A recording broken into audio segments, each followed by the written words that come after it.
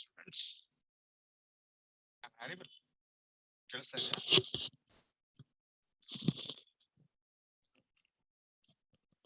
ಈಗ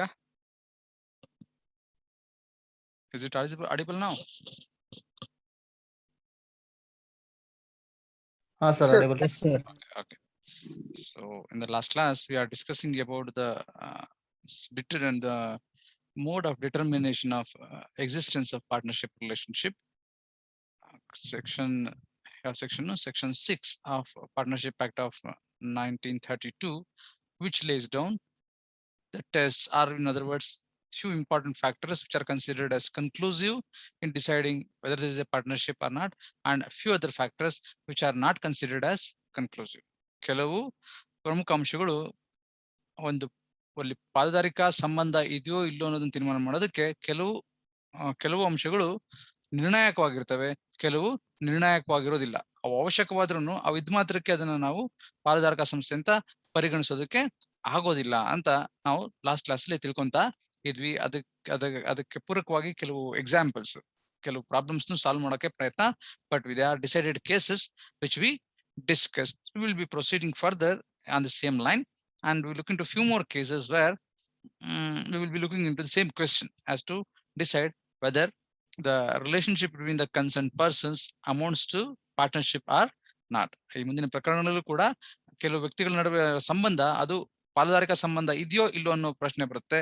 ಅದಕ್ಕೆ ಸೆಕ್ಷನ್ 6 ಕಲಂ 6 ಏನಿದೆಯಲ್ಲ ಪಾರ್ಟ್ನರ್ಶಿಪ್ ಕೃತಿ ವಾಟ್ ಇಸ್ ದಟ್ ಪಾಲುದಾರಿಕಾ ಅಧಿನಿಯಮ ಇದೆಯಲ್ಲ ಅದರ ಕಲಂ 6ರಲ್ಲಿ ಅದನ್ನ ಆ ಒಂದು ನಿಯಮನ ಅನ್ವಯಿಸಿಕೊಂಡು ನಾವು ತೀರ್ಮಾನ ಮಾಡ್ಬೇಕು, ನಾವು ಆ ಉತ್ತರ ಕೊಡ್ಬೇಕಂದ್ರೆ ಆ ಸಂಬಂಧ ಪಾಲುದಾರಿಕಾ ಸಂಬಂಧನೋ ಅಲ್ವೋ ಅನ್ನೋದನ್ನ ನಾವು ತೀರ್ಮಾನ ಮಾಡ್ಬೇಕು. So that is what will be doing initially, then will be proceeding to few more things in this class only. So last class ಅಲ್ಲಿ ಈ ಸ್ಲೈಡ್ ಅಲ್ಲಿ ಇದ್ವಿ ಅನ್ಸುತ್ತೆ, if I am not wrong. We finish with this, ಕರೆಕ್ಟಾ? Yes or no? ಹೌದಾ?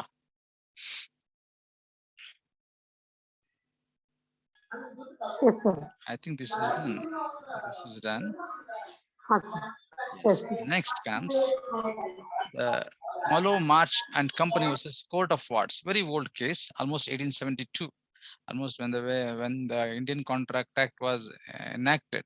In that year, in the Privy Council, which is considered as the highest court in those days during the British rule, it gave a judgment on this important question under Section 6 of Partnership Act. 1872 ಇಸ್ವಿಯಲ್ಲಿ ನಡೆದಂತಹ ಘಟನೆ. ಅದರ ಮೇಲೆ ಒಂದು ತೀರ್ಪನ್ನ privy council ಅನ್ನೋದು, ಅದು ಬ್ರಿಟಿಷರ court, ಅದು ಭಾರತಕ್ಕೂ ಕೂಡ ಅತ್ಯಂತ ಸರ್ವೋಚ್ಚ ನ್ಯಾಯಾಲಯವಾಗಿತ್ತು ಅಷ್ಟೊಂದು ದಿವಸ, ಎಲ್ಲಿವರೆಗೂ ಸುಪ್ರೀಂ ಫೆಡರಲ್ ಕೋರ್ಟ್ ಬರೋವರೆಗೂ ಭಾರತದಲ್ಲಿ. ಇವನ್ ಫೆಡರಲ್ ಕೋರ್ಟ್ ಬಂದ್ಮೇಲೆ that was considered as the highest court where a person can approach to get their cases decided. ಆ ರೀತಿ ಪರಿಸ್ಥಿತಿ ಇತ್ತು. ಆ ತರದ ಒಂದು ಪ್ರಕರಣದಲ್ಲಿ ಈ ಸೆಕ್ಷನ್ 6ರ ಮೇಲೆ ಕೆಲವು ಪ್ರಮುಖವಾದ ಪ್ರಶ್ನೆಗಳು ಬಂದವು. ಅವಾಗ ಸೆಕ್ಷನ್ 6 ಅಲ್ಲ, ಅವಾಗ ಪಾರ್ಟ್ನರ್ಶಿಪ್ ಆಕ್ಟ್ ಇದರಲ್ಲೇ ಇತ್ತು, ಇದರಲ್ಲಿ ಇಂಡಿಯನ್ ಕಾಂಟ್ರಾಕ್ಟ್ 1872 ಸೇರ್ಕೊಂಡಿತ್ತು. ಚಾಪ್ಟರ್ ಅದರ ಒಂದು ಅಧ್ಯಾಯದಲ್ಲಿ ಪಾರ್ಟ್ನರ್ಶಿಪ್ ಬಗ್ಗೆ ಒಂದು ನಿಯಮಗಳನ್ನ ಮಾಡಿದ್ರು. ಸೊ ಆದ್ರೂ ಈ ನಿಯಮಗಳು ಅವಾಗ ಪಾರ್ಟ್ನರ್ಶಿಪ್ ಆಕ್ಟ್ ಕೆಳಗೆ ಮತ್ತೆ ಕಾಂಟ್ರಾಕ್ಟ್ ಆಕ್ಟ್ ಕೆಳಗೂ ಸೇಮ್ ಇತ್ತು ನಿಯಮ. ಪಾರ್ಟ್ನರ್ಶಿಪ್ ಇದು ಫಂಡಮೆಂಟಲ್ ನೇಚರ್, ಅದು ಮೂಲಭೂತ ಸ್ವಭಾವ ಯಾವುದು ಪಾರ್ಟ್ನರ್ಶಿಪ್ದು, ಯಾವಾಗ ಪಾಲುದಾರಿಕೆ ಸಂಬಂಧ ಇದೆ ಇಲ್ಲ ಅನ್ನೋದು, ಅದರಲ್ಲಿ ಅಷ್ಟು ಬದಲಾವಣೆಗಳು ನಾವು ಕಾಣಕ್ ಸಿಗೋದಿಲ್ಲ. ಹಳೆಯ ಒಂದು ಅಧಿನಿಯಮ ಮತ್ತೆ ಹೊಸದಿರುವಂತಹ 1932ನೇ ಅಧಿನಿಯಮಗಳ ನಡುವೆ ಇದರಲ್ಲಿ ಬಹಳ ವ್ಯತ್ಯಾಸಗಳು ನಮ್ಗೆ ಕಾಣೋಕೆ ಸಿಗೋದಿಲ್ಲ. So with this will proceed to the case. What happened actually in this case? A Hindu Raja, he is a king. He advances some loan to a British firm, which later entered into a contract with the plaintiff. So this is what is the position. So Hindu Raja ಇದ್ದ, ಅವನೇನ್ ಮಾಡ್ದ, he advances some loan to a British firm. ಯಾವುದೋ ಒಂದು ಬ್ರಿಟಿಷರ ಪಾಲುದಾರಿಕಾ ಸಂಸ್ಥೆಗೆ ಅವ ಏನ್ ಮಾಡ್ದ, ಸಾಲ ಕೊಟ್ಟ. he gave some loan. ಆಮೇಲೆ ನಂತರ ಏನಾಯ್ತು ಅಂದ್ರೆ, ದಿಸ್ ಫರ್ಮ್ ಇದೆಯಲ್ಲ, ಆ ಪಾಲುದಾರಿಕಾ ಸಂಸ್ಥೆ ಇದೆಯಲ್ಲ, ಅದು ಪ್ಲೇಂಟಿಫ್ ಇದನ್ನಲ್ಲ, ಈ ಕೇಸ್ನ ಪ್ಲೇಂಟಿಫ್ ಇದನ್ನಲ್ಲ, ಅವನ ಜೊತೆ ಆ ಪಾಲುದಾರಿಕಾ ಸಂಸ್ಥೆ ಜೊತೆ ಒಂದು ಕಾಂಟ್ರಾಕ್ಟ್ ಮಾಡ್ಕೊಂತಾನೆ. ಪ್ಲೇಂಟಿಫ್ ಮಾಡ್ಕೊಳ್ಳೋದು ಯಾರ ಜೊತೆ? ಆ ಫರ್ಮ್ ಪಾಲುದಾರಿಕಾ ಸಂಸ್ಥೆ ಜೊತೆ. ಮುಂದೆ ಏನಾಯ್ತು ಅಂದ್ರೆ, Raja was given the power to control the business and to get the commission on the profit till debt is discharge, but Raja never exercise that control.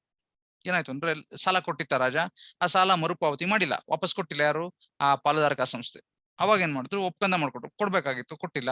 So ಅದಕ್ಕೋಸ್ಕರ ಏನ್ ಮಾಡಿದ್ರು, ಒಂದು ಒಪ್ಪಂದ ಮಾಡ್ಕೊಂಡು ರಾಜಂಗೆ ಹೇಳಿದ್ರು ಏನಂದ್ರೆ, ಈ ಬಿಸ್ನೆಸ್ ನ ನೀವು ಕಂಟ್ರೋಲ್ ನೀವು ತಗೊಳ್ಳಿ, ನೀವೇ ಬಿಸ್ನೆಸ್, ನಮ್ದೇ ಫರ್ಮ್ದು ಬಿಸ್ನೆಸ್, ಅದನ್ನೆಲ್ಲ ನೋಡ್ಕೊಳಕ್ ನೀವು ನೋಡ್ಕೊಳ್ಬೇಕಾರೆ, ಅಂಡ್ ಅಲ್ಲಿ ಬಂದಿದ್ದ ಲಾಭದಲ್ಲಿ ಕಮಿಷನ್ ಏನಿದೆಯೋ ಅದನ್ನ ನೀವು ತಗೊಳ್ಳಿ, ಇಷ್ಟಿಷ್ಟು ಪರ್ಸೆಂಟೇಜ್ ಅಂತ ಕಮಿಷನ್ ತಗೊಳ್ಳಿ. ಎಲ್ಲಿವರೆಗೂ ಆ ಕಮಿಷನ್ ನಿಮ್ಗೆ ಸಿಗ್ತಾ ಇರುತ್ತೆ ಅಂದ್ರೆ, ಎಲ್ಲಿವರೆಗೂ ನೀವು ಸಾಲ ಕೊಟ್ಟಿದ್ರಲ್ಲ ಅದನ್ನ ಮರುಪಾವತಿ ಮಾಡೋವರೆಗೂ ಆ ಪ್ರಾಫಿಟ್ ಅಲ್ಲಿ ಬರೋ ಕಮಿಷನ್ ನೀವು ತಗೊಂತಾ ಇರಬಹುದು.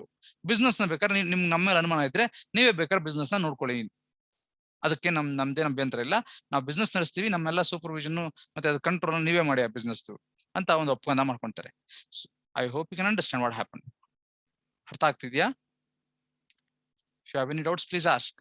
ಇದು ಎರಡು ಪ್ರಮುಖವಾದಂತಹ ಘಟನೆಗಳು. ಮೊದಲನೇದು, first there is loan given by king to a firm. ಆಮೇಲೆ ಎರಡನೇ ಟ್ರಾನ್ಸಾಕ್ಷನ್ ಏನು, there is a contract between the firm and the plaintiff. Plaintiff ಅಂದ್ರೆ ಯಾವಾಗ್ಲೂ ನಾವು ಏನಂತ, ಯಾರಿಗಾರ ಗೊತ್ತಾ ಪ್ಲೇಂಟಿಫ್ ಅಂದ್ರೆ ಏನು ಅಂತ? Who is a plaintiff? ವಾದಿ ಅಂದ್ರೆ ಯಾರು? ಹೂ ಇಸ್ ವಾದಿ ಅಂದ್ರೆ ಏನಪ್ಪಾ? What you mean by this term ವಾದಿ? ಪ್ಲೇಂಟಿಫ್ ಅಂದ್ರೆ ಏನರ್ಥ? ಪೆಟಿಷನ್ ಯಾರು ಬುಕ್ ಮಾಡ್ತಾರೋ, yes, the person who approaches the court seeking remedy. ಯಾವ ವ್ಯಕ್ತಿ ನ್ಯಾಯಾಲಯಕ್ಕೆ ಹೋಗಿ ಪರಿಹಾರ ಕೇಳಕ್ ಮುಂದೆ ಹೋಗ್ತಾನೋ ಅವನನ್ನ ನಾವು ವಾದಿ ಅಂತ ಕರಿತೀವಿ. ಮತ್ತೆ ಯಾರ ವಿರುದ್ಧ ಪರಿಹಾರಗಳನ್ನ ಕೇಳ್ತೀವಿ ಅಂತಾನೋ ಅವನ್ನ ಪ್ರತಿವಾದಿ ಅಂತ ಕರಿತೀವಿ.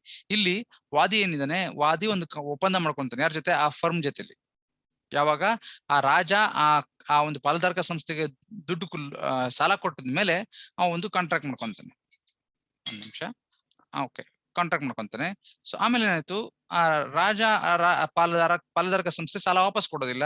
ಸೊ ರಾಜನ ಜೊತೆ ಇನ್ನೊಂದು ಕಾಂಟ್ರಾಕ್ಟ್ ಮಾಡ್ಕೊಂತಾರೆ. ಯಾರು? ಆ ಫರ್ಮ್ನವ್ರು. ಏನಂತ, ಬಿಸ್ನೆಸ್ ನೀವೇ ನೋಡ್ಕೊಳ್ಳಿ, ಇನ್ಮೇಲೆ ಆ ಬಂದಿದ್ದ ಲಾಭದಲ್ಲಿ ಇಷ್ಟು ಕಮಿಷನ್ ನೀವು ತಗೊಳ್ಳಿ. ಎಲ್ಲಿವರೆಗೂ ನೀವು ಕಮಿಷನ್ ತಗೊಬಹುದು, ಮತ್ತೆ ಎಲ್ಲಿವರೆಗೂ ನಮ್ಮ ಒಂದು ವ್ಯಾಪಾರ ನೀವು ನಿಯಂತ್ರಿಸಬಹುದು ಅಂದ್ರೆ, ಎಲ್ಲಿವರೆಗೂ ನಾವು ನಿಮ್ಗೆ ನಿಮ್ಮ ಸಾಲನ ವಾಪಸ್ ಕೊಡೋವರೆಗೂ ಮಾಡ್ಬೋದು. Such agreements can be done. Such agreements can be done. So this is what has happened. So subsequently the problem is that, so this Raja, the person who is considered as the creditor, who never exercised this power. ಈ ಒಪ್ಪಂದದ ಕೆಳಗೆ ಏನು ಅವ್ನಿಗೆ ಅಧಿಕಾರ ಬರುತ್ತೆ ಅಥವಾ ಒಂದು ಶಕ್ತಿ ಬರುತ್ತೋ ಅದನ್ನ ಯಾವತ್ತೂ ಬಳಸೋದಿಲ್ಲ. ಆ ಫರ್ಮ್ ಹಂಗೆ ಪಾರ್ಟ್ನರ್ಶಿಪ್ ಅವ್ರ ಬಿಸ್ನೆಸ್ ನ ಮಾಡ್ಕೊಂಡು ಹೋಗ್ತಿದ್ರು. ಇವ್ ರಾಜ ಸುಮ್ಮನೆ ಅಗ್ರಿಮೆಂಟ್ ಮಾಡ್ಕೊಂಡು ಸುಮ್ಮನಾದ. He never exercised control over the business of the firm. ನಂತರ ಏನಾಯ್ತು, so there was a problem with the discharge of the contract. ವಾದಿ ಇದನ್ನಲ್ಲ, ಅವನ ಒಂದು ಒಪ್ಪಂದ ಮಾಡ್ಕೊಂಡಿರ್ತಾನಲ್ಲ, ಅದರಲ್ಲಿ ಕೆಲವು ಸಮಸ್ಯೆಗಳು ಶುರುವಾದವು. ದ ಪ್ಲೇಂಟಿಫ್ ಆ ಕರಾರಿಗೆ ಸಂಬಂಧಪಟ್ಟಂತೆ ಒಂದು ದಾವೆ ಹೂಡ್ತಾನೆ. ಯಾರು? Plaintiff. So the plaintiff sued the firm and Raja together for failing to perform the contract as partners. ಇವ ಏನ್ ಮಾಡ್ದ, ಪ್ಲೇಂಟಿಫ್, ರಾಜ ದುಡ್ಡು ಕೊಟ್ಟಿದ್ದಾನೆ, ಸಾಲ ಕೊಟ್ಟಿದ್ದಾನೆ, ನಂತರ ಅವನೇ ಬೇಕಾದ್ರೆ ಬಿಸ್ನೆಸ್ ಕಂಟ್ರೋಲ್ ಮಾಡ್ರಿ ಅಂತ ಒಂದು ಅಗ್ರಿಮೆಂಟ್ ಮಾಡ್ಕೊಂಡಿದ್ದಾರೆ. ಮತ್ತೆ ಆ ಬಿಸ್ನೆಸ್ ಅಲ್ಲಿ ಬರೋ ಲಾಭದಲ್ಲಿ ಒಂದಷ್ಟು ದುಡ್ಡನ್ನ ಕಮಿಷನ್ ಅಂತ ತಗೊಬಹುದು ರಾಜ. ಎಲ್ಲಿವರೆಗೂ ಅಂದ್ರೆ ಎಲ್ಲಿವರೆಗೂ ಸಾಲ ತೀರಿಸೋವರೆಗೂ ತಗೊಬಹುದು. ಅದರಿಂದ ಇವನು ರಾಜ ಅಲಾಂಗ್ ವಿತ್ ಅದರ್ ಪಾರ್ಟ್ನರ್ಸ್, ಉಳಿದಂತಹ ಪಾಲುದಾರರು ಮತ್ತೆ ಆ ರಾಜ, ಹಿಂದೂ ರಾಜ ಇದನ್ನಲ್ಲ, ಎಲ್ಲರೂ ಕೂಡ ಪಾರ್ಟ್ನರ್ಸ್, ಎಲ್ಲರೂ ಆ ಒಂದು ಪಾಲುದಾರಕ ಸಂಸ್ಥೆಯ ಪಾಲುದಾರರಾಗಿರ್ತಾರೆ. ಅದರಿಂದ ಇಬ್ಬರ ಮೇಲೂ ಸೂಟ್ ಆಗ್ಬಿಡ್ತಾನೆ. ಆ ಫರ್ಮು ಮತ್ತೆ ಆ ರಾಜ ಇಬ್ಬರನ್ನು ಸೇರಿಸ್ಕೊಂಡು ಒಂದು ಕೇಸ್ನ ಫೈಲ್ ಮಾಡ್ತಾನೆ. ನಮ್ಮ ಪ್ರಶ್ನೆ ಇಲ್ಲಿ ಬರೋದು ಅಂದ್ರೆ, ಆ ರಾಜನಿಗೂ ಲಯಬಿಲಿಟಿ ಇದೆಯಾ ಇಲ್ವಾ for the breach of contract? ಆ ಒಂದು ಕರಾರ್ ಇದೆಯಲ್ಲ, ಕರಾರನ ಒಂದು ಉಲ್ಲಂಘನೆ ಆಗಿರುತ್ತಲ್ಲ ಆ ಪಾಲುದಾರಕ ಸಂಸ್ಥೆಯ ಕಡೆಯಿಂದ, ಆ ಪಾಲುದಾರಕ ಸಂಸ್ಥೆಯ ಕಡೆಯಿಂದ ಆಗಿದ್ದಂತ ಉಲ್ಲಂಘನೆಗೆ ಪಾಲುದಾರಕ ಸಂಸ್ಥೆ ಅಂತೂ ಜವಾಬ್ದಾರಿನೇ, ಅದ್ರ ಜೊತೆ ರಾಜನೂ ಜವಾಬ್ದಾರಿನಾ ಅನ್ನೋದು ಪ್ರಶ್ನೆ. ಅದಕ್ಕೆ ಉತ್ತರ ಪಡಿಬೇಕು ಅಂದ್ರೆ ಇನ್ನೊಂದು ಪ್ರಶ್ನೆಗೆ ಉತ್ತರಿಸಬೇಕು. ಏನಂದ್ರೆ, ಆ ರಾಜ ಕೂಡ ಇವಾಗ ಆ ಪಾಲುದಾರಕ ಸಂಸ್ಥೆಯ ಒಬ್ಬ ಪಾಲುದಾರನ? ಈ ಇಷ್ಟು ಪ್ರಶ್ನೆಗಳು ಇಲ್ಲಿದ್ದಾವೆ. I want you people to give some clues, ಯಾವ್ದಾರ ಅಥವಾ ಆನ್ಸರ್ಸ್ ಕೊಡೋಕೆ ಪ್ರಯತ್ನ ಪಡಬೇಕು. So is Raja a partner or not? Could you understand? ಅರ್ಥ ಆಗ್ಲಿಲ್ಲ ಅಂದ್ರೆ ದಯವಿಟ್ಟು ಕೇಳಿ. Could you follow? ಕೇಳಿಸ್ತಾ ಇದೆಯೇನ್ರಿ? Am I audible? ಕೇಳಿಸಿದ್ಯಾ? ಎಸ್. ಮತ್ತೆ ಆನ್ಸರ್ ಹೇಳ್ಬೇಕು ಯಾರ? ಆ ರಾಜನ್ನು ನಾವು ಪಾಲುಗಾರ ಅಂತ ಪರಿಗಣಿಸಬಹುದಾ, ಅಥವಾ ಇಲ್ಲ ಅವನು ಪಾಲುಗಾರ ಅಲ್ಲ, ಬರೀ ಸಾಲಗಾರ, ಅವನು ಸಾಲ ಕೊಟ್ಟಿದ್ದಾನೆ, ಕ್ರೆಡಿಟರ್ ಅಂತ ಪರಿಗಣಿಸ್ಬೇಕಾ ಏನು? ವಾಟ್ ಇಸ್ ದ, ಯಾಕಂದ್ರೆ ಅವನು ಬಿಸ್ನೆಸ್ ಅಲ್ಲಿ ಪಾರ್ಟಿಸಿಪೇಟ್ ಮಾಡ್ಬೋದು ಅಂತ ಅಗ್ರಿಮೆಂಟ್ ಮಾಡ್ಕೊಂಡ್ರು. ಮತ್ತೆ ಲಾಭ ಬಂದಿದ್ರಲ್ಲಿ ಕಮಿಷನ್ ಆಗಿ ತಗೊಬಹುದು, ಎಲ್ಲಿವರೆಗೂ ಲಾಭ ಅಲ್ಲ ಸಾಲ ವಾಪಸ್ ಪಡೆಯೋವರೆಗೂ ಕಮಿಷನ್ ತಗೊಬಹುದು ಅಂತಾನು ಒಪ್ಪಂದ ಆಗಿದೆ. ಇದರಿಂದ ಅವನು ಪಾಲುದಾರನಾಗ್ತಾನ ಇಲ್ವಾ? That is the question. Sir ಅವನು ಪಾಲುದಾರಿಕೆ ಸಂಸ್ಥೆಯಲ್ಲಿ ಲಾಭ ಪಡಿತಿದ್ರೆ ಅವನು ಪಾಲುಗಾರನ. ಓಕೆ, ಸೊ ಎಸ್, ನಿಮ್ ಫ್ರೆಂಡ್ ಹೇಳ್ತಾರೆ ಪಾಲುದಾರಿಕಾ ಸಂಸ್ಥೆ ಲಾಭ ಪಡಿತಿರ್ತಾನೆ, ಅದಕ್ಕೋಸ್ಕರ ಅವನು ಪಾಲುದಾರನಾಗ್ತಾನೆ. Any other answer? ಬೇರೆ ಏನಾದ್ರು ಉತ್ತರಗಳಿದ್ಯಾ? Even if it's wrong it's okay. ತಪ್ಪ ಆನ್ಸರ್ ಕೊಟ್ಟರು ಪರವಾಗಿಲ್ಲ, ಆದ್ರೆ ಉತ್ತರ ಕೊಡ್ಬೇಕು ಯಾರು. ಸುಮ್ನೆ ಕುತ್ಕೊಬಾರ್ದು ಕ್ಲಾಸಲ್ಲಿ. Is it so? ಅವನ್ ಪಾರ್ಟ್ನರ್ ಯಾರು? ಯಾರದು ಹೇಳಿ? ವಿನಯ್ ಹೇಳ್ರಿ. ಪಾಲುದಾರ ನಾವ? ಪಾರ್ಟ್ನರ್ ಆಗಲ್ಲ ಸರ್. ಪಾರ್ಟ್ನರ್ ಆಗಲ್ಲ. ನಿಮ್ ಪ್ರಕಾರ ಯಾಕೆ ಆಗೋದಿಲ್ಲ? ಅಗ್ರಿಮೆಂಟ್ ಮಾಡಿರಂಗಿಲ್ಲ ಸರ್. ಅಗ್ರಿಮೆಂಟ್ ಆಗಿದೆಯಲ್ಲ. So Raja and entered into agreement. Agreement Raja was given a power to control the business and to get commission on the profit till that is discharged, but never exercised by the Raja never exercised the control. ಅಲ್ಲಿಗೆಲ್ಲ ಒಪ್ಪಂದ ಆಯ್ತು.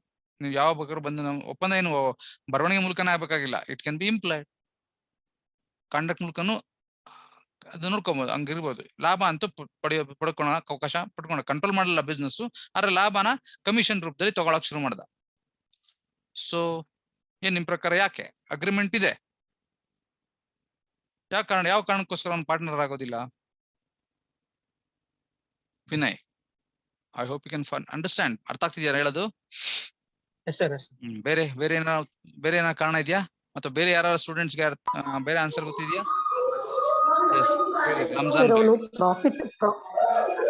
Profit ಅಷ್ಟೇ ಅವನು ಪಾಲುದಾರ ಆಗಿದ್ದಾನೆ sir. But ಅದನ್ನ ಅವನು duty ಮಾಡ್ತಾ ಇಲ್ಲ ಸರ್. ಓಕೆ, ಡ್ಯೂಟಿ ಏನ್ ಡ್ಯೂಟಿ ಅಂತ ಗೊತ್ತಾ ನಿಮ್ಗೆ? ಡ್ಯೂಟಿ ಏನು ಪಾರ್ಟ್ನರ್ ಅದು? ಅಂದ್ರೆ ಅಗ್ರಿಮೆಂಟ್. ಹಾ ಸರ್, ದಟ್ ಅದು ಪಾಲುದಾರಿಕೆ ಸಂಸ್ಥೆ ನಡೆಸ್ಕೊಂಡು ಹೋಗೋದು ಒಂದು ಇದು ಇರುತ್ತೆ ಸರ್. ಅದು ಡ್ಯೂಟಿ ಅಲ್ಲ ಅಲ್ವಾ? ಅದು ಅಧಿಕಾರ ಅಲ್ವಾ? ಅಧಿಕಾರನ ಡ್ಯೂಟಿನ? ಬಿಸ್ನೆಸ್ ನ ವ್ಯಾಪಾರನ ತನ್ನ ಒಂದು ಕಂಟ್ರೋಲ್ಗೆ ತಗೊಳ್ಳೋದು ಅದು ಅಧಿಕಾರ, ಡ್ಯೂಟಿ ಆಗೋದಿಲ್ಲ ಅದು.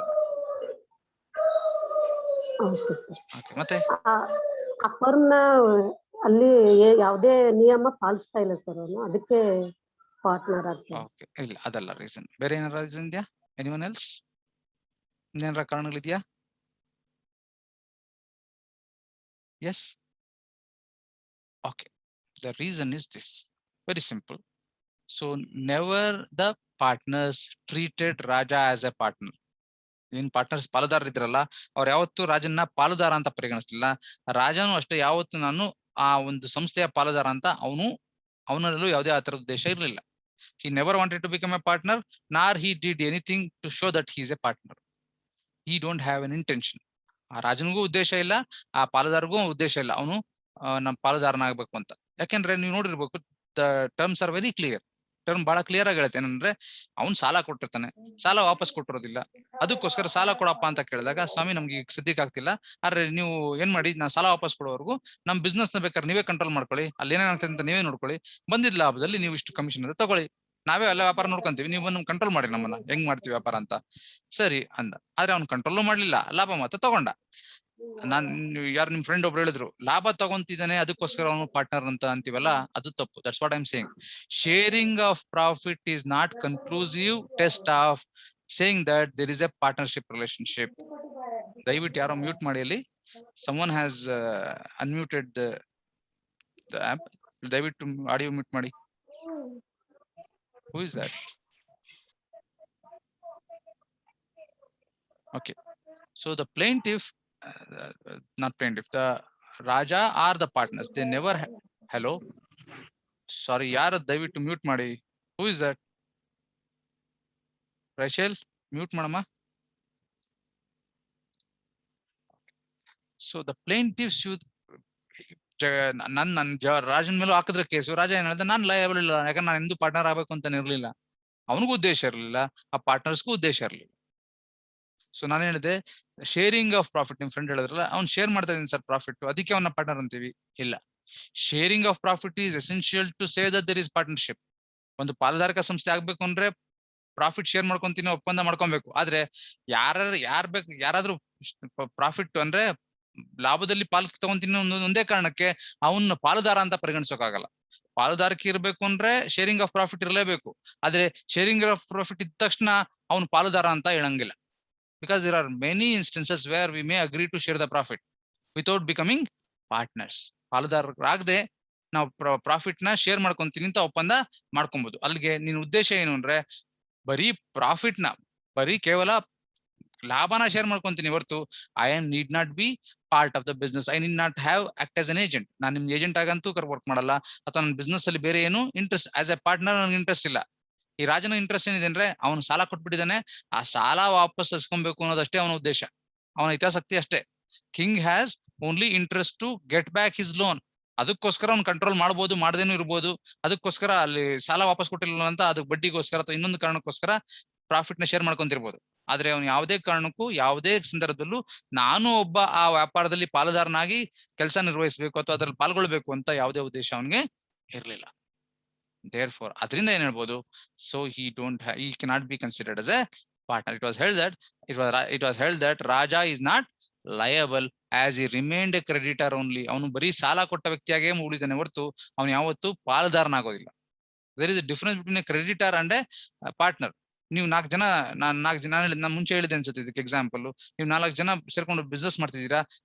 ಸ್ಟೇಟ್ ಬ್ಯಾಂಕ್ ಆಫ್ ಇಂಡಿಯಾಗೆ ಹೋಗಿ ಸಾಲ ಕೊಡಿ ಸ್ವಾಮಿ ನಮ್ಮ ಬಿಸ್ನೆಸ್ಗೆ ಅಂದ್ರು. ಅವನಪ್ಪ ಸಾಲ ಕೊಡ್ತೀನಿ ತಗೊಂಡೋಗು ಬಡ್ಡಿ ಕೊಡ್ಬೇಕು ಅಂತ ಹೇಳಿದ್ರೆ ಹೆಲ್ಪ್ ಮಾಡ್ತಾವ್ರ ಅವ್ರು ಬಿಸ್ನೆಸ್ಗೆ.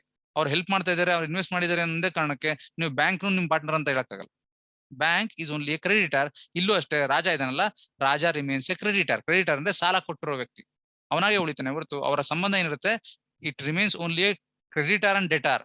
ಸಾಲಗಾರ ಮತ್ತೆ ಸಾಲ ಕೊಟ್ಟಿರೋ ವ್ಯಕ್ತಿ ಆ ಸಂಬಂಧ ಮಾತ್ರ ಇದೆ ಹೊರತು ಅಲ್ಲಿ ಪಾಲುದಾರಿಕಾ ಸಂಬಂಧ ಇಬ್ಬರಿಗೂ ಇಲ್ಲ. ಅದರಿಂದ ಏನಾಯ್ತು, ಆ ಕಾಂಟ್ರಾಕ್ಟ್ ಮಾಡ್ಕೊಂಡಿರ್ತಾರೆ. ಯಾರು ಮಾಡ್ಕೊಂಡಿರೋದು, ಆ ಪಾಲುದಾರಿಕಾ ಸಂಸ್ಥೆ. ಯಾರು ಈ ಪ್ಲೇಂಟಿಫ್ ವಾದಿಯ ಜೊತೆ ಕಾಂಟ್ರಾಕ್ಟ್ ಮಾಡ್ಕೊಂಡಿದ್ರೆ ಅಲ್ಲೇನಾರ ಪ್ರಾಬ್ಲಮ್ ಆದ್ರೆ ಅದಕ್ಕೆ ಕೇವಲ ಪಾಲುದಾರಿಕಾ ಸಂಸ್ಥೆ ಮಾತ್ರ ಹೊಣೆಗಾರಿಕೆ ಇರುತ್ತೆ. ಅಂದ್ರೆ ಹೊಣೆಗಾರಿಕೆ ಆಗಿರುತ್ತದೆ.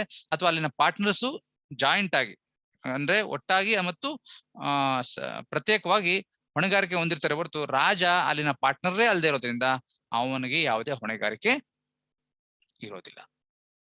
This is the most important principle which all of us should remember. ಇದಿಲ್ಲ ಅಂದ್ರೆ, ಈ ಪ್ರಿನ್ಸಿಪಲ್ ಗೊತ್ತಾಗ್ಲಿಲ್ಲ ಅಂದ್ರೆ ಪಾರ್ಟ್ನರ್ಶಿಪ್ ಅಲ್ಲಿ ತುಂಬಾ ಕನ್ಫ್ಯೂಷನ್ಸ್ ಆಗುತ್ತೆ. Not only this is a subject where it is very much required in your day to day practice. ನೀವು practice ಮಾಡಕ್ ಶುರು ಮಾಡಿದಾಗ 108 ಜನ ಹಿಂಗ್ ಬರ್ತಾರೆ ನಿಮ್ಗೆ ಈ ಸಮಸ್ಯೆ ಹೊತ್ಕೊಂಡು. It's A very practical subject. ಅದ್ರ ಬಗ್ಗೆ ನಿಮ್ಗೆ ಸ್ಪಷ್ಟತೆ ಇರ್ಬೇಕು. ಈ ನಿಯಮಗಳಲ್ಲಿ ಸ್ಪಷ್ಟತೆ ಇರ್ಬೇಕು. ಲಾಭ ಹಂಚ್ಕೊಂತಿದ್ದಾನ ಪಾರ್ಟ್ನರ್ ಅನ್ನಂಗಿಲ್ಲ. ಲಾಭ ಹಂಚ್ಕೊಂತಾನೆ ಅಂದ್ರೆ ಅವ್ನ ಪಾರ್ಟ್ನರ್ ಆಗಿರ್ಬೋದು, ಆದ್ರೆ ಪಾರ್ಟ್ನರೇ ಆಗಿರ್ಬೇಕು ಅನ್ನೋದಿಲ್ಲ. he need not be a partner merely because he shares the profit. He can be someone else who may be sharing profit in a different capacity. ಅವನು ಬೇರೆ ಒಂದು ಸಾಮರ್ಥ್ಯದಲ್ಲಿ ಅಥವಾ ಬೇರೆ ಒಂದು ಸ್ಥಾನದಲ್ಲಿ ಇಟ್ಕೊಂಡು ಲಾಭನ ಹಂಚ್ಕೊಳ್ಳೋಕೆ ಸಾಧ್ಯತೆ ಇದೆ ಪಾಲುದಾರಿಕಾ ಸಂಸ್ಥೆ ಜೊತೆಲಿ. ಆದ್ರೆ ಶೇರ್ ಮಾಡ್ಕೊಂಡು ಲಾಭ ಹಂಚ್ಕೊಂತಾನೆ ಒಂದೇ ಕಾರಣಕ್ಕೆ ಅವನನ್ನು ನಾವು ಪಾಲುದಾರ ಅಂತ ಪರಿಗಣಿಸೋದಕ್ಕೆ ಆಗೋದಿಲ್ಲ. ಈ ವಿಷಯದಲ್ಲಿ ನಿಮ್ಗೆ ಏನಾದ್ರು ಡೌಟ್ಸ್ ಇದ್ರೆ ದಯವಿಟ್ಟು ಕೇಳಿ. ಅರ್ಥ ಆಯ್ತಾ? If people have doubts, you can ask. ಏನಿಲ್ವಾ? ಸರ್ ಹೇಳಿ ಸರ್, ಒನ್ ಕ್ವಶನ್ ಸರ್. ಹೇಳಮ್ಮ. ಸರ್, ಈ ರಾಜ ಸಾಲಗಾರ ಇದಾನ ಸರ್, ಆ ಬ್ರಿಟಿಷ್ ಫರ್ಮ್ ಅವ್ರನ್ನ ಏನಂತ ಅದು ಅವ್ರ ಕಂಟ್ರೋಲ್ ಕೊಟ್ಟಿರುತ್ತೆ ಸರ್? ಅದು ಅವ್ನ್ ಸಾಲಗಾರ ಅಂತ ಕೊಟ್ಟಿರುತ್ತೆ. ಹೌದಲ್ವಾ? ನೋಡ್ರಿ ಏನಕ್ಕೆ ಇಲ್ಲಿ ನೋಡಿ, ಅವನು ಏನ್ ಮಾಡಿದ್ರೆ ಕಾಂಟ್ರಾಕ್ಟ್ ನೋಡಿ, ನೀವು ಕಾಣಿಸ್ತಾ ಇದೆ points. Raja was given power to control the business. ಆ ಒಂದು ವ್ಯಾಪಾರನ ಕಂಟ್ರೋಲ್ ಮಾಡಕ್ಕೆ, ಅಂದ್ರೆ ಅದನ್ನ ನಿಯಂತ್ರಣ ಮಾಡೋದಕ್ಕೆ ಅಧಿಕಾರ ಕೊಡ್ತಾರೆ. ಯಾರು? ಆ ಫರ್ಮ್ನವರು. Raja was given power to control the business and to get commission. Control ಮಾಡಿದ್ಮೇಲೆ ಲಾಭ ಬಂದ್ರೆ ಕಮಿಷನ್ ತಗೊಳ್ರಿ ನೀವು. ಎಲ್ಲಿವರೆಗೂ? Till debt is discharge. ಎಲ್ಲಿವರೆಗೂ ನಾವು ನಿಮ್ಗೆ ಸಾಲ ವಾಪಸ್ ಕೊಡೋದಿಲ್ವೋ ಅಲ್ಲಿವರೆಗೂ ನೀವು ಕಂಟ್ರೋಲ್ ಮಾಡ್ಬೋದು. ಸಾಲ ವಾಪಸ್ ಕೊಟ್ಮೇಲೆ ಏನ್ ಮಾಡ್ಬೇಕು ಅವರು? ರಾಜ ಹೋಗ್ಬೇಕು. ರಾಜನ್ಗೆ ಯಾವುದೇ ಕಂಟ್ರೋಲ್ ಇರೋದಿಲ್ಲ ವ್ಯಾಪಾರಿ ಪಾಲುದಾರಿಕಾ ಸಂಸ್ಥೆ ಮೇಲೆ. ಅದರಿಂದ ಅವನು ಸಾಲಗಾರನಾಗೇ ಇರ್ತಾನೆ ಹೊರತು ಯಾವತ್ತು ಅಲ್ಲಿನ ಪಾರ್ಟ್ನರ್, ಅಲ್ಲಿನ ಪಾಲುದಾರ ಆಗೋದಿಲ್ಲ. ಅರ್ಥ ಆಯ್ತಮ್ಮ? Okay sir, thank you. ಬೇರೆ ಯಾವ್ದಾರ? Yes. Any other question on this? Anything else? Okay. So we'll proceed now then. So there is no intention to treat him as a partner. ಇದು ಬಹಳ ಮುಖ್ಯ. ಶೇರಿಂಗ್ ನೀವು 10 ಮಾಸಕ್ಕೆ ಕೇಳ್ತಾರಪ್ಪ ಪ್ರಶ್ನೆ, ಏನ್ ಸರ್ ಬರೆಯೋದು ಇದಕ್ಕೆ 10 ಮಾಸಕ್ಕೆ ಅಂದ್ರೆ ಇಷ್ಟನ್ನು ಬರಬೇಕು. We discussed it for almost how many minutes? 20 minutes, or 20 minutes ಇಲ್ಲ ಅಂದ್ರೆ at least for 15 minutes we discussed as to the answer to this question. ನೀವು ಅವನ್ನೆಲ್ಲ ನೋಟ್ ಮಾಡ್ಕೊಂಡು we have to elaborately write answer. Problem ಅಂದ ತಕ್ಷಣ ಒಂದ್ line ಅಲ್ಲಿ 2 line ಅಲ್ಲಿ ಅಥವಾ 2 ಸೆಂಟೆನ್ಸ್ ಅಲ್ಲಿ ಉತ್ತರ ಬರೆಯೋದಲ್ಲ. Yes sir is a partner, no sir is not a partner, sir ಈ sharing profit therefore is a partner, ಹಂಗಲ್ಲ. ಆರ್ ಈ ಲಾಸ್ಟ್ ಲೈನ್ ಇದೆಯಲ್ಲ, so there was no intention to treat him as a partner therefore is not a partner, ಅಷ್ಟೇ ಅಲ್ಲ. So you have to explain. ಏನ್ explain ಮಾಡಬೇಕು? I am just telling you or guiding you how to write answer to a problem. Problem ಹೆಂಗ್ ಉತ್ತರ ಕೊಡ್ತೀರಿ? So first you have to identify the provision of law applicable. ಯಾವ ಒಂದು ನಿಯಮ ಇದಕ್ಕೆ ಅನ್ವಯಿಸಿ, ಈ ಒಂದು ಸಮಸ್ಯೆಗೆ ಯಾವ ಒಂದು ನಿಯಮ ಅನ್ವಯಿಸುತ್ತೆ ಅದನ್ನ ಹೇಳ್ಬೇಕು. This section this problem comes under the solution to this problem can be found under section 6 of Indian partnership act. ಪಾಲುದಾರಿಕೆ ಅಧಿನಿಯಮ 1932 ಕಲಂ 6 ಇರುವ ನಿಯಮಗಳನ್ನ ಬಳಸಿದ್ರೆ ಅವಾಗ ಈ ಒಂದು ಸಮಸ್ಯೆಗೆ ಉತ್ತರ ಪಡ್ಕೊಂತೀವಿ. ಏನ್ ಹೇಳುತ್ತೆ? Then you have to explain what section 6 says.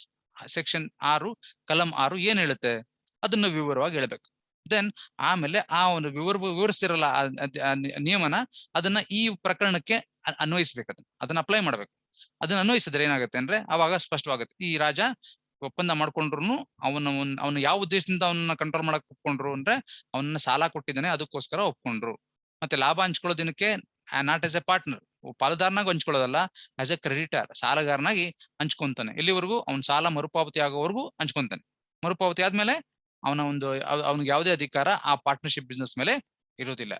ಇದರಿಂದ ಏನಾಗುತ್ತೆ ಅಂದ್ರೆ ಶೇರಿಂಗ್ ಆಫ್ ಪ್ರಾಫಿಟ್, ಕೇವಲ ಲಾಭದಲ್ಲಿ ಪಡ್ಕೊಂತೀನಿ ಒಂದೇ ಕಾರಣಕ್ಕೆ ಅವನನ್ನ ನಾವು ಪಾಲುದಾರ ಅಂತ ಪರಿಗಣಿಸೋದಿಲ್ಲ. ಯಾಕೆಂದ್ರೆ ಕೇವಲ ಲಾಭ ಹಂಚಿಕೆನೆ ಒಬ್ಬ ವ್ಯಕ್ತಿನ ಪಾಲುದಾರ ಅಂತ ಪರಿಗಣಿಸುವ ನಿರ್ಣಾಯಕವಾದಂತಹ ಒಂದು ಅಂಶ ಅಲ್ಲ. ಹಲವಾರು ಕಾರಣಕ್ಕೋಸ್ಕರ ಒಬ್ಬ ವ್ಯಕ್ತಿ ಪಾಲುದಾರಕ ಸಂಸ್ಥೆ ಜೊತೆ ಲಾಭನ ಹಂಚ್ಕೊಬಹುದು. ಆದ್ರೆ ಲಾಭ ಹಂಚ್ಕೊಂಡ ಒಂದೇ ಕಾರಣಕ್ಕೆ ಅವನನ್ನ ಪಾಲುದಾರ ಅಂತ ಕರೆಯೋದಿಲ್ಲ. ಮತ್ತೆ ಈ ಪ್ರಕರಣದಲ್ಲಿ ಯಾವುದೇ ಉದ್ದೇಶ ಇರೋದಿಲ್ಲ ರಾಜನ ಪಾಲುದಾರ ಅಂತ ಕನ್ಸಿಡರ್ ಮಾಡಕ್ಕೆ. ರಾಜನ್ಗೂ ಇರ್ಲಿಲ್ಲ, ಮತ್ತೆ ಅಲ್ಲಿನ ಪಾಲುದಾರ ಸಂಸ್ಥೆಯ ಪಾಲುದಾರ ಇದಾರಲ್ಲ ಅವ್ರಿಗೂ ಇರ್ಲಿಲ್ಲ. ಅದರಿಂದ ಏನಾಯ್ತು? So therefore he is not considered as a partner. ಈ ರೀತಿ ನೀವು ವಿವರಣಾತ್ಮಕವಾಗಿ ಬರೆದ್ರೆ 10 ಮಾರ್ಕ್ಸ್ ಪ್ರಶ್ನೆಗೆ ಅದು ಉತ್ತರ ಆಗ್ತದೆ. 10 ಮಾರ್ಕ್ಸ್ ಕೇಳ್ತಾರೆ ಜನರಲ್ ಆಗಿ ನಿಮ್ಗೆ, ಅಥವಾ 8 ಮಾರ್ಕ್ಸ್ ಕೇಳ್ಬೋದು minimum. So you have to so elaborately write answer to these problems. ಸುಮ್ಮನೆ ಎಸ್ ಆರ್ ನೋ ಕೊಡೋದು ಅಥವಾ ಯಾವುದೋ 2-3 ಸೆಂಟೆನ್ಸಸ್ ಅಲ್ಲಿ ಉತ್ತರ ಬರೆಯೋದು, that is not the approach. ಹಂಗಲ್ಲ ಉತ್ತರ ಬರೆಯೋದು. I hope you have understood.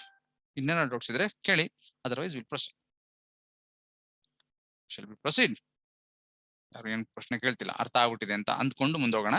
So he never intends to be a partner in the business. That's what we discussed. ಮುಂದಕ್ಕೆ ಇನ್ನೊಂದು case, Walker versus Hirsch. It is 1884, 27th. Some foreign court has decided this case. So we'll see to what happened in this case. ಏನಾಯ್ತು ಅಂದ್ರೆ the plaintiff, a clerk in the defendant's firm. ನೋಡಿ ಇಲ್ಲಿ ಏನಾಯ್ತು ಅಂದ್ರೆ plaintiff ಅಂದ್ರೆ ವಾದಿ is a clerk in the defendant's firm. Defendant ಅಂದ್ರೆ ಪ್ರತಿವಾದಿ. ಈ ಪ್ರತಿವಾದಿ ಯಾರು ಅಂದ್ರೆ ಪ್ರತಿವಾದಿಗಳು ಅಂದ್ರೆ ಈ ಪಾಲುದಾರಕ ಸಂಸ್ಥೆಗಳು. ಸೊ ಪ್ರತಿವಾದಿಗಳು ಪಾಲುದಾರಕ ಸಂಸ್ಥೆಯಲ್ಲಿ ಈ ವಾದಿ ಏನಾಗಿದ್ದಾನೆ, ಅವನೊಬ್ಬ ಕ್ಲರ್ಕ್ ಆಗಿದ್ದಾನೆ, ಒಬ್ಬ ಗುಮಾಸ್ತನಾಗಿ ಕೆಲಸ ನಿರ್ವಹಿಸ್ತಾ ಇದ್ದಾನೆ. Look at this is the first thing. Facts ಇದೆ ಒಂದು, ಈ ಪ್ರಕರಣದ ವಸ್ತುಸ್ಥಿತಿ ಇದು. ಪ್ಲೇಂಟಿಫ್ ಯಾರು? ಪ್ಲೇಂಟಿಫ್ ಇಸ್ ಎ ಕ್ಲರ್ಕ್, ಅವನೊಬ್ಬ ಗುಮಾಸ್ತ ಎಲ್ಲಿ? ಪ್ರತಿವಾದಿಯ ಒಂದು ಪಾಲುದಾರಕ ಸಂಸ್ಥೆಯಲ್ಲಿ. ಸೊ ಮುಂದುವರಿತಾ, he entered into an agreement with the firm. ಆ ಒಂದು ಪಾಲುದಾರಕ ಸಂಸ್ಥೆ ಜೊತೆ ಒಂದು ಒಪ್ಪಂದ ಮಾಡ್ಕೊಂಡ. That the part taken by him in the business, ಅವನು ಆ ಬಿಸ್ನೆಸ್ ಅಲ್ಲಿ ಚಟುವಟಿಕೆಯಲ್ಲಿ ಆ ಪಾರ್ಟ್ನರ್ ಗಳಿಗೆ ಹೆಲ್ಪ್ ಮಾಡ್ತಾನಲ್ಲ, is going to be a clerk. ಅವನು ಗುಮಾಸ್ತನಾಗಿದ್ದು ಲೆಕ್ಕ ಬರೀಬಹುದು ಅಥವಾ ಬೇರೆ ಬೇರೆ ಕೆಲಸಗಳನ್ನ ಮಾಡಬಹುದು ಕ್ಲರ್ಕ್. ಸೊ ಆ ಕೆಲಸ ಮಾಡ್ತಾನಲ್ಲ ಬಿಸ್ನೆಸ್ಗೋಸ್ಕರ, ಅದಕ್ಕೋಸ್ಕರ ಅವ್ನಿಗೇನ್ ಕೊಡ್ತಾರೆ? He should receive a fixed salary. ಅವನಿಗೆ ನಿರ್ದಿಷ್ಟವಾದಂತಹ ಒಂದಷ್ಟು ಸಂಬಳನ ಕೊಡ್ತಾರೆ. Is entitled to get a salary. ಎಷ್ಟದು? ಫಿಕ್ಸ್ಡ್ ಸ್ಯಾಲರಿ, 1,000, 2,000 ಎಷ್ಟಿರ್ಬೋದು. And 1/8 of the share of the net profit and also losses. ಅಷ್ಟೇ ಅಲ್ಲ, is also liable, is also entitled to get. ದಯವಿಟ್ಟು ಯಾರೋ ಮಾರ್ಕ್ ಎಲ್ಲ ಮಾಡ್ಬಿಡ್ರಿ ಇಲ್ಲಿ. ಹಲೋ, ಮಾರ್ಕ್ ಹಂಗೆ ಉಳಿತದೆ ಇಲ್ಲಿ. ದಯವಿಟ್ಟು don't use pen and other things. Okay, so should receive a fixed salary ಒಂದಷ್ಟು 5,000 3,000 ದುಡ್ಡು ಸಿಗುತ್ತೆ. ಅದ್ರ ಜೊತೆಯಲ್ಲಿ ಈಸ್ ಎಂಟೈಟಲ್ ಟು 1/8 ಶೇರ್ ಇಂದ ನೆಟ್ ಪ್ರಾಫಿಟ್ ಅಂಡ್ ಲಾಸಸ್. ಅಂದ್ರೆ ಲಾಭ ಬಂದ್ರೆ ಲಾಭದಲ್ಲಿ ಒಂದು 8ನೇ 1 ಭಾಗ ತಗೊಂತಾನೆ. ಅದು ಲಾಸ್ ಆದ್ರೂ ಅಷ್ಟೇ ಅವನು 8ನೇ 1 ಭಾಗ ಅವನು ಕೊಡ್ಬೇಕು, ಲಾಸ್ ಆದ್ರೆ ಫರ್ಮ್ಗೆ. ಈ ಒಂದು ಒಪ್ಪಂದದ ಮೇಲೆ ಅವನು ಕೆಲಸ ನಿರ್ವಹಿಸ್ತಾ ಇದ್ದ. So he entered in agreement with this condition. ಅವ್ನಿಗೆ ಸ್ಯಾಲ್ರಿ ಕೊಡ್ತಾರೆ, ಅದ್ರ ಜೊತೆಲಿ ಬರೋ ಲಾಭದಲ್ಲಿ 1/8 ಲಾಭ ಅಥವಾ ನಷ್ಟ ಏನಿದ್ರು ಅದರಲ್ಲಿ ಅವನ ಪಾಲು 8ರಲ್ಲಿ 1 ಭಾಗ ಅವನಿಗಿರುತ್ತೆ. This is the agreement. Now he on the other hand agreed to advance a pound of 1,500 to the business. ಅವನು ಇನ್ನೊಂದು ಒಪ್ಪಂದ ಮಾಡ್ಕೊಂಡು ಅಂದ್ರೆ, ನಾನು ನಿಮ್ ಬಿಸ್ನೆಸ್ಗೋಸ್ಕರ 1,500 ರೂಪಾಯಿ ನಾನು ದುಡ್ಡು ಕೊಡಕ್ಕೆ ರೆಡಿ ಇದ್ದೀನಿ. He on the other hand had agreed to advance 1,500 pounds, 1,500 pound ನ ದುಡ್ಡನ್ನ ಬಿಸ್ನೆಸ್ಗೆ ನಾನು ಕೊಡ್ತೀನಿ ನಿಮ್ಗೆ ಬೇಕಾರೆ, ಅದನ್ನ ತಗೊಂಡು ನೀವು ಬಿಸ್ನೆಸ್ ಮಾಡ್ರಿ ಅಂತ ಒಪ್ಕೊಂಡಿರ್ತಾನೆ. ಸೊ ಇಲ್ಲಿ ಮುಂದಕ್ಕೆ ಏನಾಯ್ತು, the agreement could be determined on 4 months notice. ಏನೇ ಅಗ್ರಿಮೆಂಟ್ ಮಾಡ್ಕೊಂಡಿದ್ರು ಯಾರು, ಆ ಕ್ಲರ್ಕು ಮತ್ತೆ ಆ ಪಾಲುದಾರಕ ಸಂಸ್ಥೆ ನಡುವೆ ಇದೆಯಲ್ಲ ಆ ಅಗ್ರಿಮೆಂಟ್ ಇದೆಯಲ್ಲ, ಅದನ್ನ ಇಟ್ ಕ್ಯಾನ್ ಬಿ ಡಿಟರ್ಮೈನ್ಡ್ ಅಂದ್ರೆ ಯು ಶುಡ್ ಅಂಡರ್ಸ್ಟ್ಯಾಂಡ್. ಡಿಟರ್ಮೈನ್ಡ್ ಅಂದ್ರೆ ಕೊನೆಗೊಳಿಸಬಹುದು. ಡಿಟರ್ಮೈನ್ ಅಂದ್ರೆ to bring to an end, ಅದು ಒಂದು ಅರ್ಥ. ಡಿಟರ್ಮೈನ್ ಅಂದ್ರೆ ಕಂಡುಹಿಡಿಯೋದು ಅಷ್ಟೇ ಅಲ್ಲ, ಅದು ಐಡೆಂಟಿಫೈ ಮಾಡೋದಷ್ಟೇ ಅಲ್ಲ. Determine means to bring to an end, ಒಂದು ಕರಾರನ್ನ ಮುಗಿಸೋದು, ಅದನ್ನ ಡಿಸ್ಚಾರ್ಜ್ ಮಾಡೋದು, ಕೊನೆಗೊಳಿಸೋದು. So agreement could be determined on 4 months notice. ಅಂದ್ರೆ ಯಾರು ಬೇಕಾದ್ರೂ, ಆ ಕ್ಲರ್ಕ್ ಬೇಕಾದ್ರೂ, ಅದು ಆ ಗುಮಾಸ್ತನಾಗಿರ್ಬೋದು ಅಥವಾ ಪಾಲುದಾರಕ ಸಂಸ್ಥೆಗಳಾಗಿರ್ಬೋದು, ಇಬ್ರು ಏನ್ ಮಾಡ್ಬೋದು, ಈ ಒಂದು ಒಪ್ಪಂದ ಏನ್ ಮಾಡ್ಕೊಂಡಿದ್ರಲ್ಲ ಫಾರ್ ದ 1,500 pound ಕೊಡೋದು, ಮತ್ತೆ 1/8 ಶೇರ್ ಅವನಿಗೆ ಲಾಭ ಹಂಚಿ ಕೊಡೋದು, ಮತ್ತೆ ಅವನಿಗೆ ಇಷ್ಟು 1,000 ರೂಪಾಯಿ ಸಂಬಳ ಕೊಡೋದಿದೆಯಲ್ಲ, ಈ ಎಲ್ಲಾ ಅಗ್ರಿಮೆಂಟ್ಸ್ ನ ಟರ್ಮ್ ಏನ್ ಮಾಡ್ಬೋದು ಅಂದ್ರೆ, ಇದನ್ನ ಯಾವ ಬೇಕಾದ್ರೂ ಸ್ಕ್ರಾಪ್ ಮಾಡ್ಬೋದು. ಹೆಂಗೆ? By giving 4 months notice. ಈಗ ಸ್ಕ್ರಾಪ್ ಮಾಡ್ಬೇಕು ಅಂದ್ರೆ ಅದಕ್ಕೆ ಮುಂಚೆ 4 ತಿಂಗಳು ನೋಟಿಸ್ ಕೊಡ್ಬೇಕು. ಕೊಟ್ರೆ ಯಾವ ಬೇಕಾದ್ರೂ ಆ ಒಂದು ಅಗ್ರಿಮೆಂಟ್ ನ ತೆಗೆದಾಕ್ಬೋದು, ಅದನ್ನ ಕೊನೆಗೊಳಿಸಬಹುದು ಅಂತ ಒಪ್ಪಂದ ಮಾಡ್ಕೊಂಡಿರ್ತಾರೆ. ಫರ್ದರ್ ಮುಂದಕ್ಕೆ ಏನಾಯ್ತು ಅಂದ್ರೆ, so the firm was not happy with the performance of this plaintiff, with the work of this plaintiff. ಈ ಗುಮಾಸ್ತನ ಕೆಲಸ ಸಾಕಷ್ಟು ತೃಪ್ತಿ ತರಲಿಲ್ಲ. ಯಾರಿಗೆ? ಆ ಪಾರ್ಟ್ನರ್ಶಿಪ್ ಫರ್ಮ್ಗೆ. Plaintiff continued his work but he was never introduced into the customers and he did not have any voice in the conduct of business. ಸರಿ, ಇವನು ಗುಮಾಸ್ತ ಕೆಲಸ ಮಾಡ್ತಿರ್ತಾನೆ, ಮತ್ತೆ ಅವನ ಪರಿಸ್ಥಿತಿ ಹೆಂಗಿರ್ತದೆ ಅಂದ್ರೆ, ಎಲ್ಲೂ ಯಾರಿಗೂ ಅವನ ಪಾರ್ಟ್ನರ್ ಅಂತ ಎಲ್ಲೂ ಯಾರು ಗುರುತಿಸಿಲ್ಲ. nobody introduced him as a partner of the firm to its customers. ಆ ಒಂದು ಪಾಲುದಾರರ ಕಸ್ಟಮರ್ಸ್ ಇರ್ತಾರಲ್ಲ, ಗ್ರಾಹಕರು ಇರ್ತಾರಲ್ಲ, ಯಾರಿಗೂ ಇವನು ಪಾರ್ಟ್ನರ್ ಅಂತ ಎಲ್ಲೂ ಯಾರು ಹೇಳಿಲ್ಲ. ಮತ್ತೆ ಅವನ ಪರಿಸ್ಥಿತಿ ಹೆಂಗಿತ್ತು ಅಂದ್ರೆ, ಅವನ ಸ್ಥಿತಿ ಹೆಂಗಿತ್ತು ಅಂದ್ರೆ, he don't have any voice in the conduct of business. ಆ ವ್ಯಾಪಾರದಲ್ಲಿ ತನ್ನ ಒಂದು ಯಾವುದೇ ಅಧಿಕಾರ ಇರಲಿಲ್ಲ. ಹೆಂಗ್ ವ್ಯಾಪಾರ ಮಾಡ್ಬೇಕು, ಏನ್ ಮಾಡ್ಬೇಕು ಅನ್ನೋದ್ರ ಬಗ್ಗೆ ಅವನ ಒಪಿನಿಯನ್ ಯಾರು ಕೇಳ್ತಿರ್ಲಿಲ್ಲ, ಮತ್ತೆ ಅವನ ಹಸ್ತಕ್ಷೇಪ ಅಲ್ಲೂ ಇರ್ಲಿಲ್ಲ. ಈ ರೀತಿ ಅವನು ಕೆಲಸ ನಿರ್ವಹಿಸ್ತಾ ಹೋಗ್ತಾನೆ. ಮುಂದಕ್ಕೆ ಏನಾಯ್ತು, defendants being dissatisfied with his work. ಅವನ ಕೆಲಸಗಳಲ್ಲಿ ಸಾಕಷ್ಟು ಸಂತೃಪ್ತಿ ಇಲ್ಲ, ಚೆನ್ನಾಗಿ ಕೆಲಸ ಮಾಡ್ತಿರಲಿಲ್ಲ ಅನ್ನೋ ಒಂದು ಕಾರಣಕ್ಕೆ ಏನ್ ಮಾಡಿದ್ರು, with his work gave him A notice. ಅವ್ರಿಗೊಂದು ನೋಟಿಸ್ ಕೊಟ್ಟರು, ಸೂಚನೆ ಕೊಟ್ಟರು. So plaintiff claim dissolution of the firm and accounts.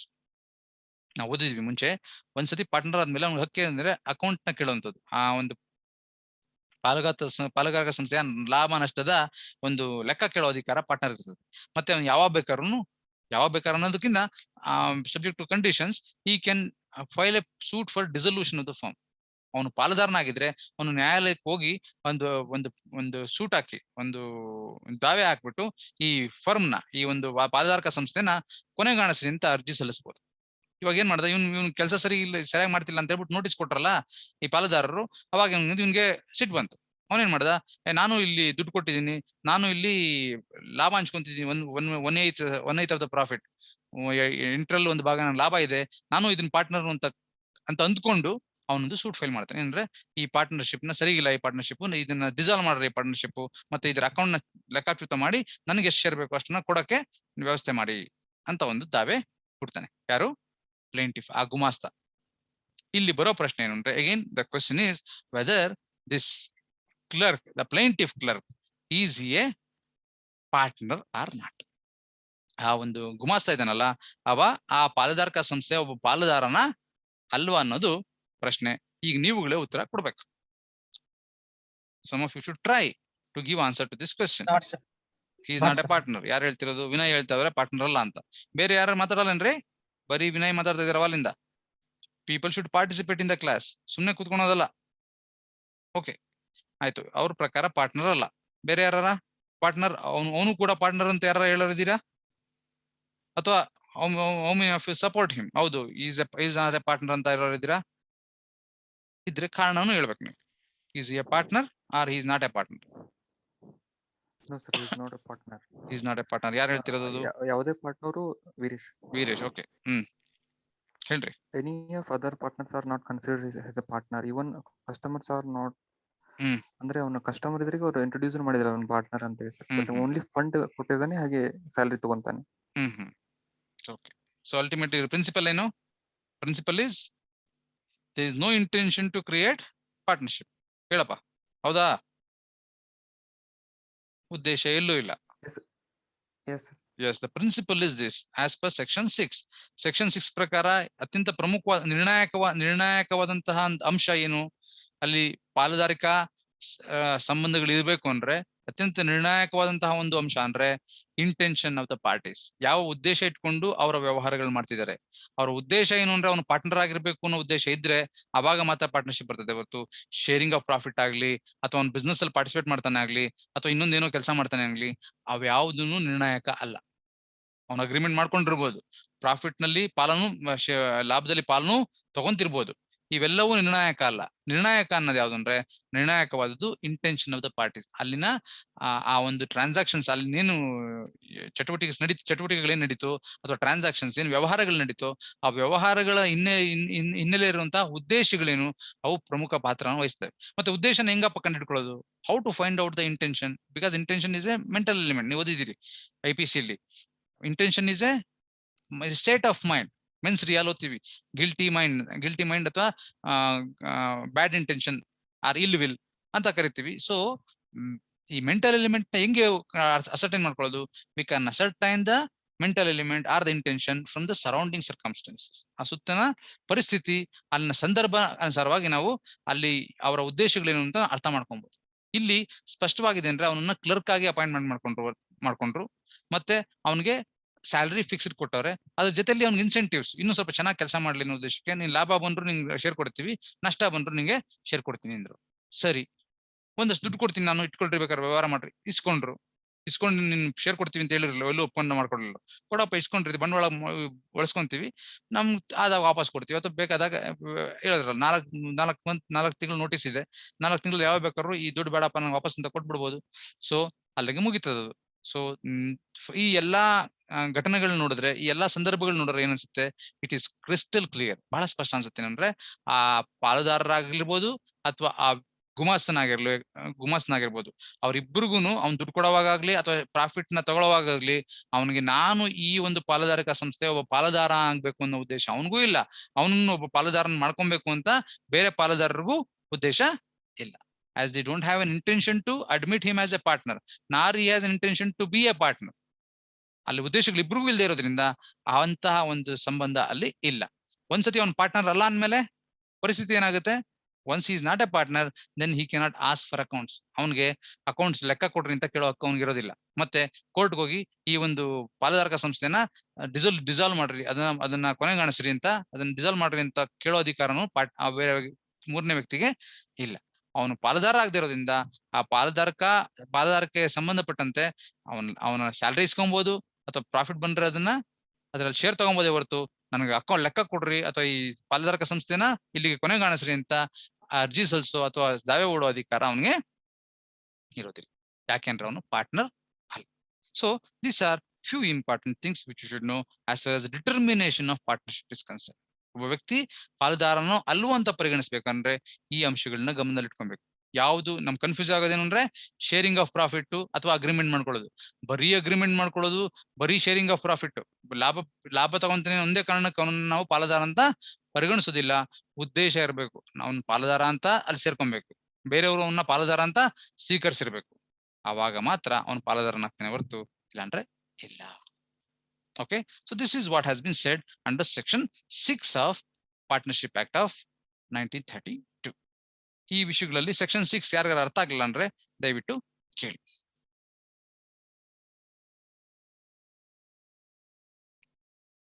Is it okay? Shall we proceed then?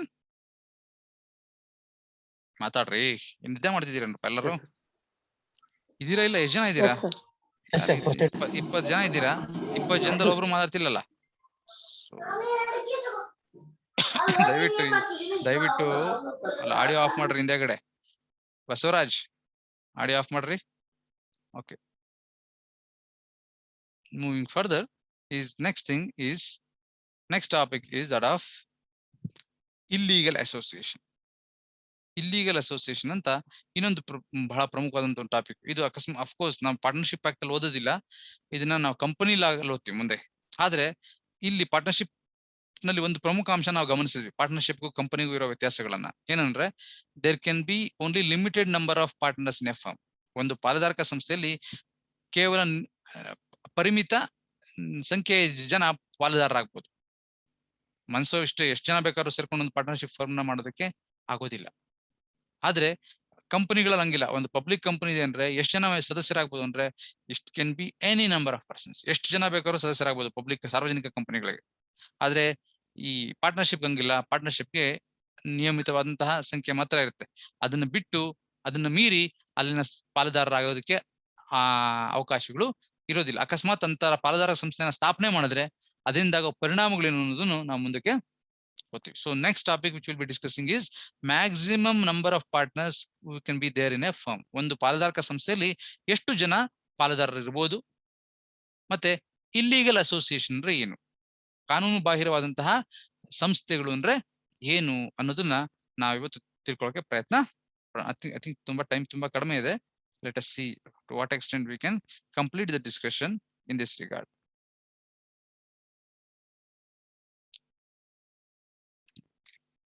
ಎಷ್ಟು ಟೈಮ್ ಇದೆ?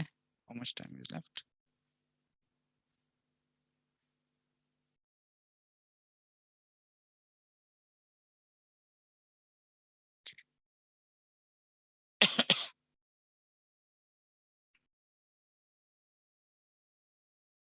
I think time is not displayed.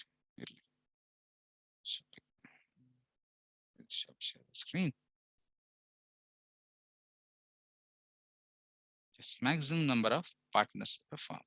ಎಷ್ಟು ಜನ ಇರ್ಬೋದು ನಾನು ಇವತ್ತು ತಿಳ್ಕೊಳ್ಳೋಕೆ ಪ್ರಯತ್ನ ಮಾಡೋಣ. ಸ್ಲೈಡ್ಸ್ ವಿಸಿಬಲ್ ಇದೆಯಾ? ಆ ಸ್ಲೈಡ್ಸ್ ವಿಸಿಬಲ್ ಕಾಣಿಸ್ತಿದೆಯಾ? Yes, maximum number of partners. So ಇಲ್ಲಿ we don't find any provision in partnership act dealing with this. ಇದಕ್ಕೆ ಸಂಬಂಧಪಟ್ಟಂತೆ ಯಾವುದೇ ನಿಯಮಗಳು ನಮ್ಮ ಪಾಲುದಾರಿಕಾ ಅಧಿನಿಯಮದಲ್ಲಿ ಇಲ್ಲ. ಪಾಲುದಾರಿಕಾ ಅಧಿನಿಯಮ 1932ರಲ್ಲಿ ಇದಕ್ಕೆ ಬಗ್ಗೆ ಯಾವುದೇ ಮಾಹಿತಿ ಇಲ್ಲ. ಮತ್ತೆ ಎಲ್ಲಿದೆ ಇದು? It is something which is dealt by companies act. ನಾವು ಈ ಎರಡು ಅಂಶಗಳನ್ನು ತಿಳ್ಕೊಬೇಕು. ಕಂಪನೀಸ್ ಆಕ್ಟ್ ಆಫ್ 1956, ಕಂಪನಿ ಅಧಿನಿಯಮ 1956ರಲ್ಲಿ ಒಂದಷ್ಟು ನಿಯಮಗಳಿದ್ವು. ಅವುಗಳನ್ನ 2013ರಲ್ಲಿ ಅದನ್ನ ದಯವಿಟ್ಟು ಮ್ಯೂಟ್ ಮಾಡ್ಕೊಳ್ಳಿ ಯಾರು. ಸೊ ಕಂಪನಿ ಅಧಿನಿಯಮ 1950. ಯಾಕಂದ್ರೆ ನೀವು ತುಂಬಾ ಜನ ಏನ್ ಮಾಡ್ತೀರಿ, ಅಕಸ್ಮಾತ್ ಹಳೆ ಪುಸ್ತಕ ಏನಾದ್ರು ಓದ್ತಾ ಇದ್ರೆ ನಿಮ್ಗೆ ಈ ಕಂಪನೀಸ್ ಆಕ್ಟ್ 1950 ನಾವೆಲ್ಲ ಓದಿದ್ದು ಕಂಪನೀಸ್ ಆಕ್ಟ್ 1956. ಯಾಕಂದ್ರೆ 2013 ಇದೇ ವ್ಯಾಲಿಡ್ ಆಗಿತ್ತು. 56ನೇ ಇಸ್ವಿಯಿಂದ 2013ವರೆಗೂ ಇದೇ ಕಂಪನೀಸ್ ಆಕ್ಟ್ ಇತ್ತು. 13ರಿಂದ ಹೊಸ ಕಂಪನೀಸ್ ಆಕ್ಟ್ ಬಂತು. ಅದು ಜಾರಿ ಆಗಿತ್ತು ತುಂಬಾ ಲೇಟ್ ಆಗಿ. ಸೊ ಹೊಸ ಅಧಿನಿಯಮ ಇದು. ಸೊ ಹಳೆ ಪುಸ್ತಕಗಳನ್ನ ಓದಿದ್ರೆ ಇನ್ನು ಹಳೆ ನಿಯಮಗಳೇ ನಿಮ್ಗೆ ಕಾಣಿಸುತ್ತಲ್ಲಿ. ಅದರಿಂದ ಆ ತಪ್ಪರ್ಥ ಮಾಡ್ಕೊಂಡ್ಬಿಟ್ಟು ಬಹಳಷ್ಟು ಬದಲಾವಣೆಗಳು ಈ ನಿಟ್ಟಿನಲ್ಲಿ ಆಗಿದೆ. Illegal association